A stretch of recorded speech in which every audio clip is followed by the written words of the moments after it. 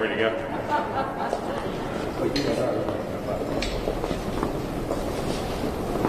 Good afternoon, everybody. Thanks for being here. So there's a group of us as Republicans that we have looked seriously at the Xavier Becerra nomination and do not see him as being qualified for this task, nor the right person for this. In fact, several of us have sent a letter to the White House saying, please rescind this and be able to send us something.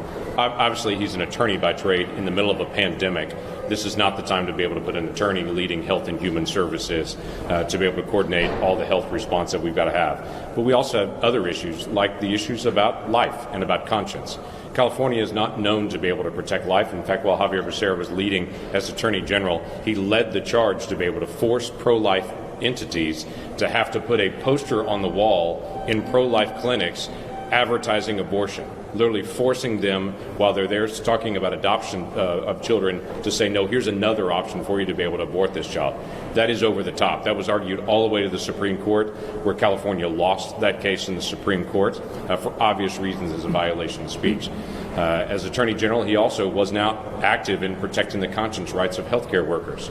Or a healthcare worker that told their hospital or clinic and let them know, I'm opposed to assisted suicide, I'm opposed to abortion. I came into healthcare to protect life, not take life. Those individuals were not protected by the state of California and by Xavier Becerra and his team. The Trump administration had to impose penalties on them to be able to push them to actually say you have to follow the law. Ironically enough, federal law that requires entities have conscience protections that Xavier Becerra pushed the other direction on.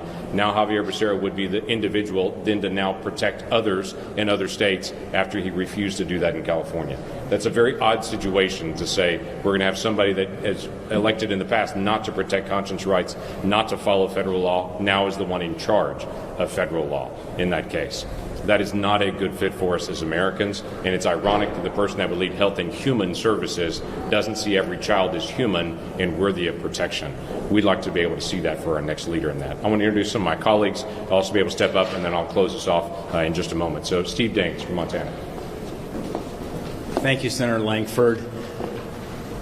I voted already for several of President Biden's nominees for the cabinet, but Attorney General Xavier Becerra is too radical, too extreme for me to support his nomination. I was on the Finance Committee yesterday, asked him a very simple question. I said, are there any restrictions you might place on abortion? Any? And it was crickets. It was radio silence. He could not come up with any answer, and I pressed him on Down syndrome babies, gender selection, partial birth abortion, even infanticide as it relates to the Baby Born Alive bill. And he dodged it, and it just demonstrated that he's taken the most extreme views as it relates to abortion, way outside the mainstream of America. Furthermore, as Attorney General of California, he advocated for the decriminalization of illegal crossings into our country. That's open borders. That is way outside the mainstream of this country. That is the most radical and far-left position you can take in the immigration debate. And third, when he was in the House, he advocated strongly for taxpayer-funded health care for illegal immigrants. In fact, he was at loggerheads with President Obama then, to the left of President Obama. When I think about somebody who, if he is appointed to this position and confirmed, will oversee more spending than any other cabinet position. The Secretary of HHS oversees more spending than any other cabinet position. It's about $1.2, $1.3 trillion. Xavier Becerra is too radical, too liberal for me to support him in this nomination. Now I'll turn it over here to Senator Blackburn. Thank you, Senator Daines. One of the things that we do know is that Xavier Becerra, whether he was in the U.S. House or whether he was Attorney General in California, he has had a career-long crusade against those that are in support of religious liberty and those that are in support of life. He has had a career-long crusade against the provisions of religious liberty and the provisions of pro-life. That is what we know, and it is a disqualifier. When you look at what transpires with HHS, with their budget, with the impact that it would have on the lives of America. Now, my colleagues have talked a little bit about his stance on abortion. There are not restrictions that he favors, and he is outside of where most American women are on that issue, and indeed where most Americans are on the issue of abortion. He also is for taxpayer funding of abortion.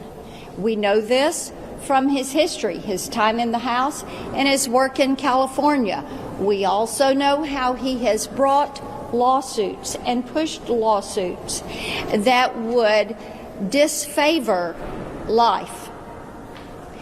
Add to all of this the fact that in a time of a pandemic, here is someone who is a trial lawyer who has absolutely zero public health experience.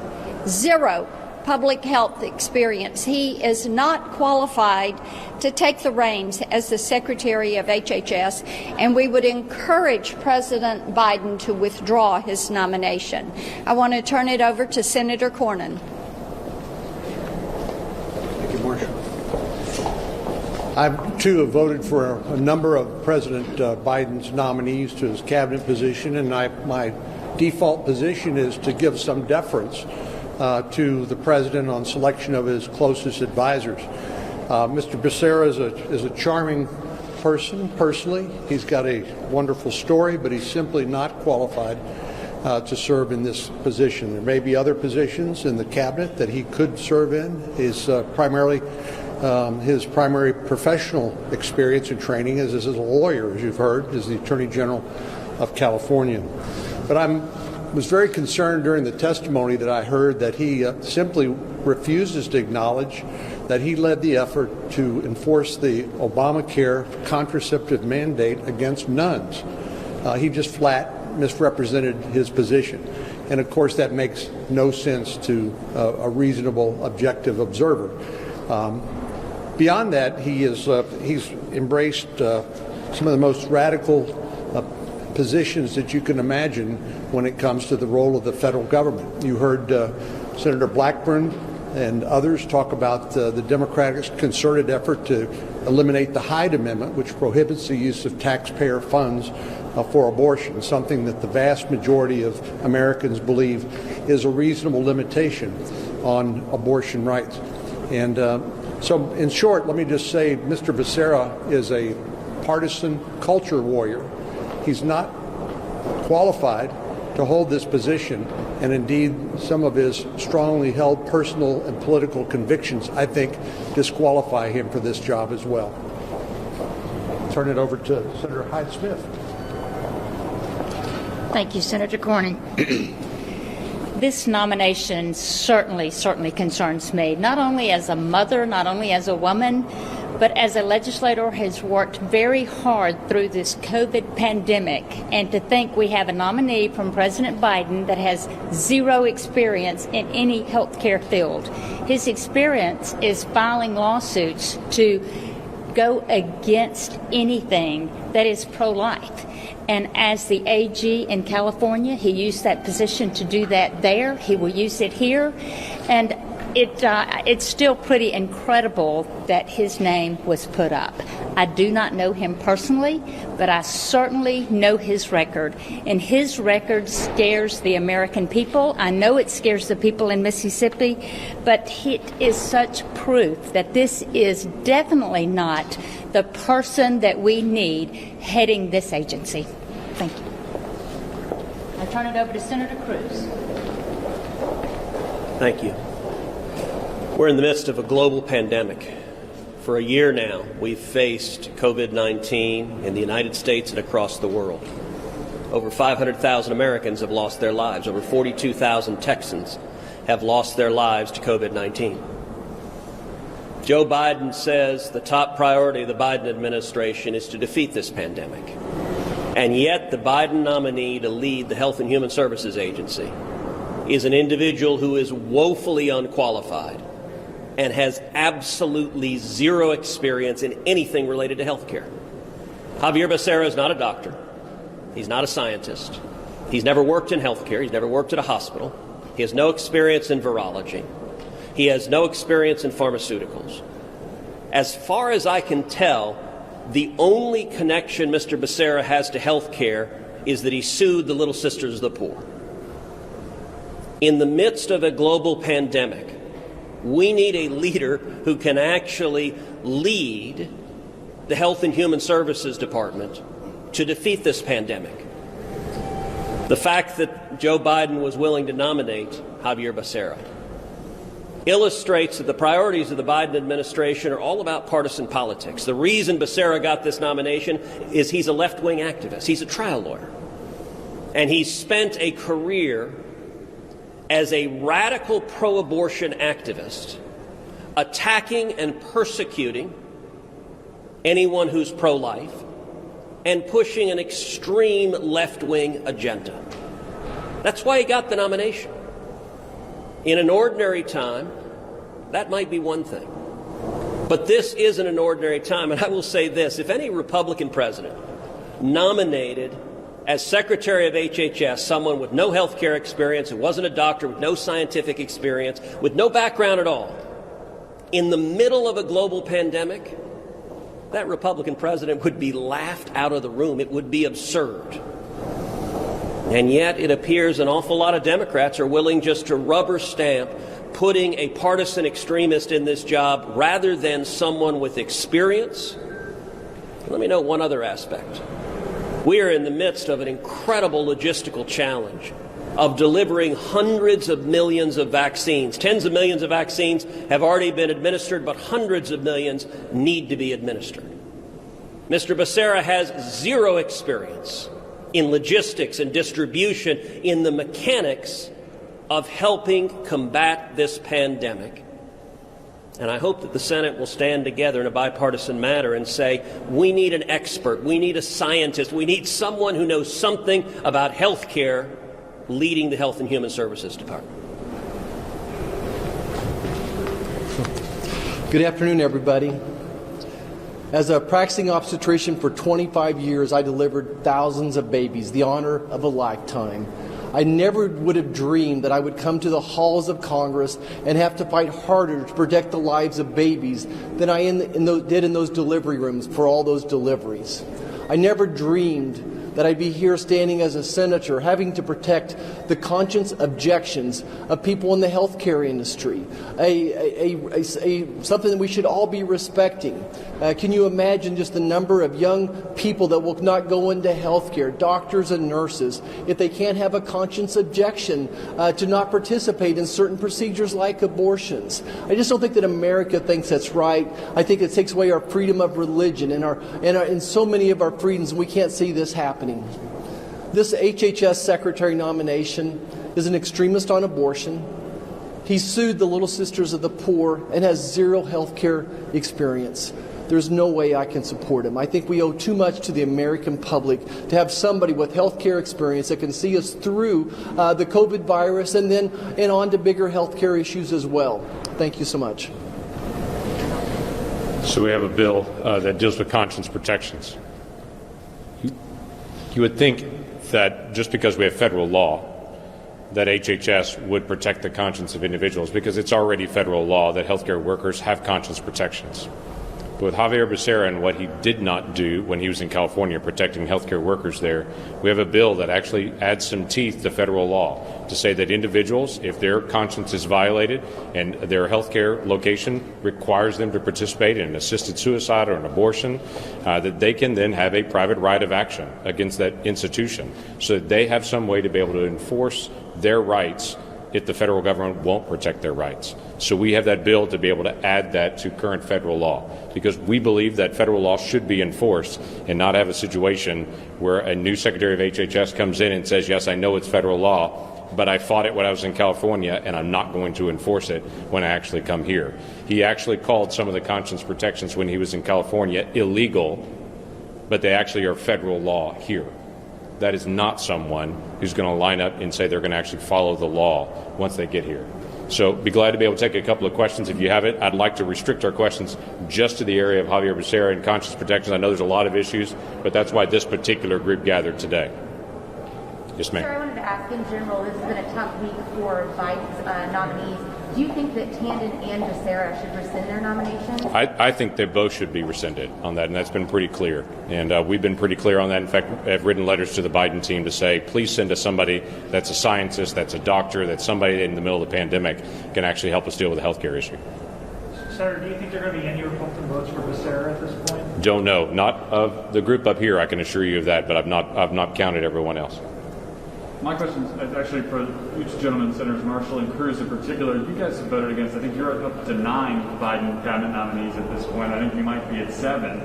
Why should people look at this as a good faith complaint about this nominee and not just a desire to vote against every person Joe Biden puts forward? Well, there are a number of nominees who have been extreme, and you're right, I voted against a number of them. I voted for the defense secretary, but the others I voted against. There is a difference between some of those nominations and Xavier Becerra's.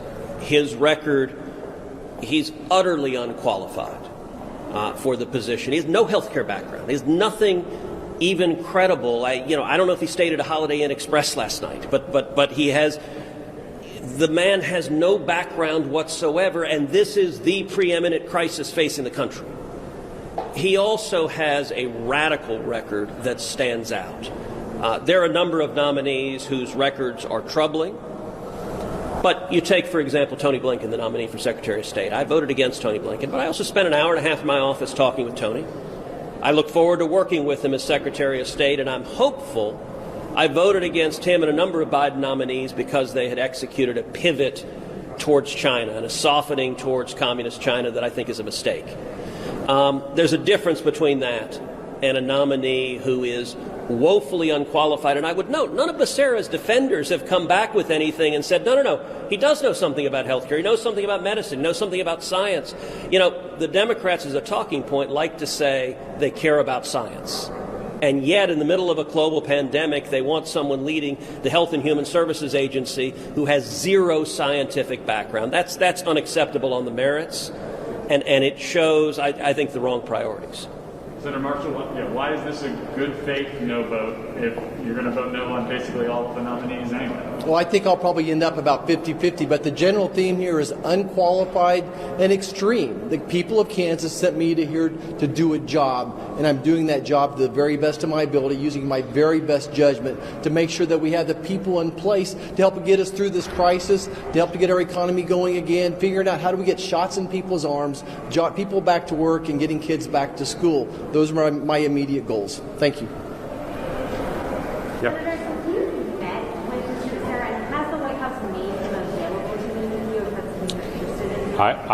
We had the hearings with him. He's had 2 back-to-back hearings, but I've not personally met with him, have met him before, and had the opportunity to be able to interact with him. Any other last questions? I have one more, and this is just more general for HHS. We know right now that there are illegal immigrants who are either in border detention facilities or wherever they are that are receiving COVID testing and COVID vaccines. Is that something you would be concerned about increasing with Becerra heading HHS? I would assume HHS will be very involved in the COVID testing and COVID vaccines, and he's been pretty outspoken that Becerra wants to also have health care for everyone who's not legally present here in the country. Obviously, it's an enormous shift for us and an enormous policy change that Congress has not addressed in the past. But he's been pretty outspoken that that is a desire that he wants to be able to see. It is an area that I've personally challenged other nominees on, like DHS, to say, hey, I have a concern that we have restrictions on people flying in from Central America in their tests, but now you're allowing people to just physically cross the border that have a different standard on that. That's a concern that's a DHS concern. HHS obviously handles the children once they leave the facility and they go into their care. Because we've had a surge of unaccompanied minors since Biden has come in. They've gone back to the locations that Democrats in the past said were kids in cages, that were actually facilities built by the Obama administration, that were okay for the Obama administration to use, but were not okay for the Trump administration to use. The Biden administration is back to using them again. So it's just this bizarre thing, and they're basically saying, well, we have to keep kids separated, but they're putting them in the exact same location that they criticized the Trump administration for doing. That's HHS that oversees the care of those children once they leave there and actually get placement. So that is important to us long term. James, can I add one thing there? Is I took the liberty to go to the border with a group of doctors in Congress, I guess 2 years ago, and this is a problem before COVID even. We have a limited number of resources, and before there was COVID, there was tuberculosis and hepatitis, other types of contagious disease which are more prominent in Mexico and Central America as well. So it was a stress before, and then it just becomes a volume issue, trying to keep up with all the numbers of people. Our folks down there, our doctors, our nurses, are very committed, doing the best they can, but there's a certain amount of volume that we're able to do, and then this increased numbers is going to stress them even more, and then now we throw COVID on top of that as well, just adding to the situation here. I absolutely believe we can get to herd immunity by April or May. We now know that the vaccinations are 75-80% effective after one shot. We've already distributed 95 million vaccinations. I think we'll make it to that 100 days pretty easily, maybe even next week as well. And we have the potential to do 3 million vaccinations a day. Can